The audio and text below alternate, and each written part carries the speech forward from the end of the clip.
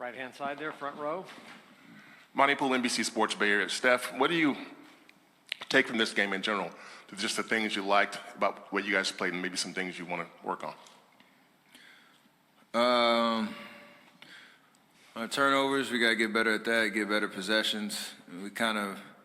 It's always interesting that first game against, a new team in a new series where even though we're very familiar with what they do, you still got to adjust, see the pictures clearly on offense, where the driving lanes are, where the spacing should be, just playing under control.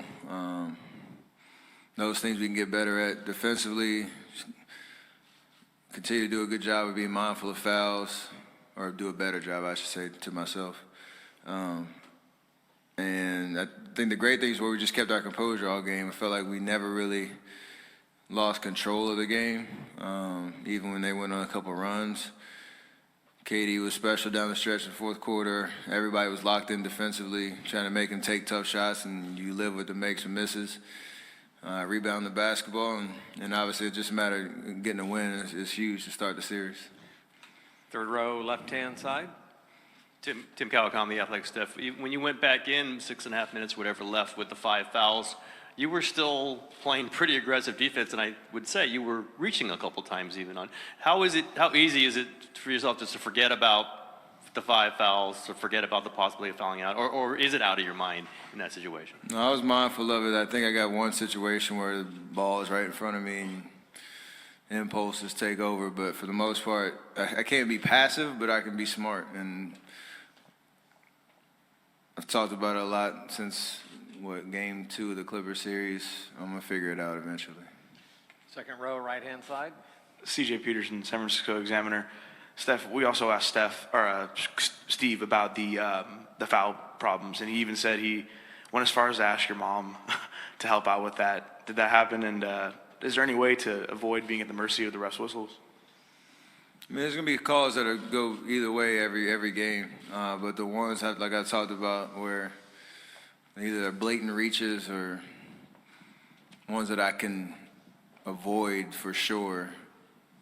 That's where you get in situations where it puts your butt on the side on the bench. So, I mean, honestly, there's no reason I should be in that position after how many questions I've been asked about and how disappointing it is when I mess up the rotation with fouls. So, I mean, we won the game tonight, got away with it, got to be better.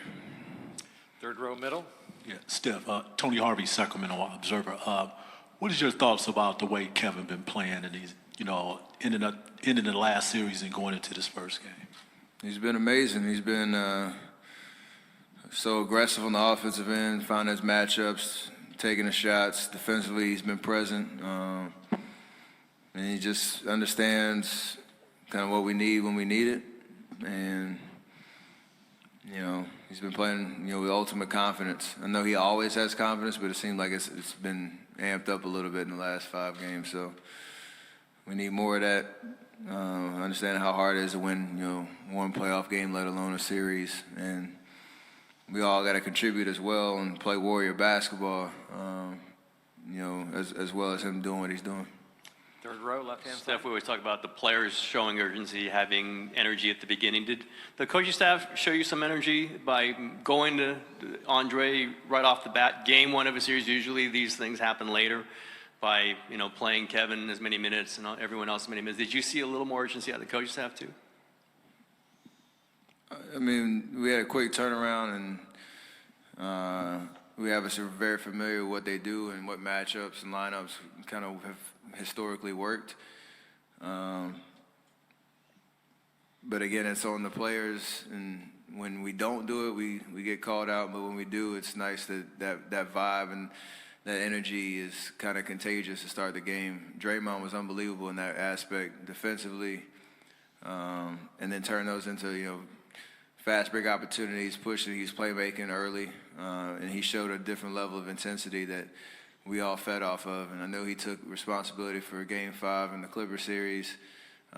Seemed like he was definitely purposeful about his energy to start the game, and that helped us.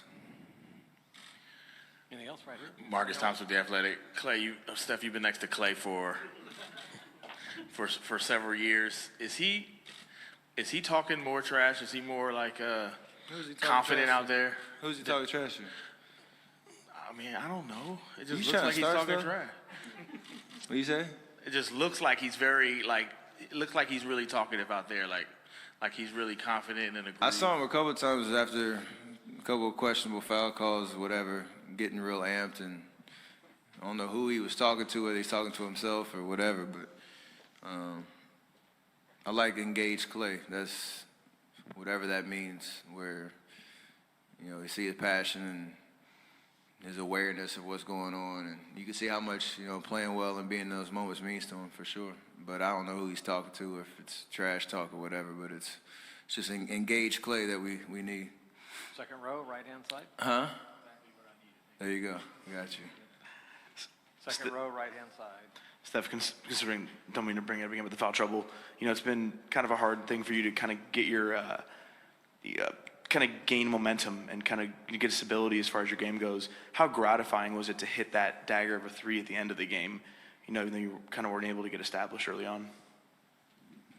Just gotta make plays when it's called, when the moment is calling for it. So, my reaction was I just needed one go down, and it was obviously a big one. So, thankfully I hit it, gave us a little cushion, and we were able to win the game. So, every game's different. Game two, got to continue to be a little bit more aggressive, understanding, the defensive style that they play, and try to create, whether that's getting shots up, playmaking from my teammates, whatever it is. And it's full 48 out there, so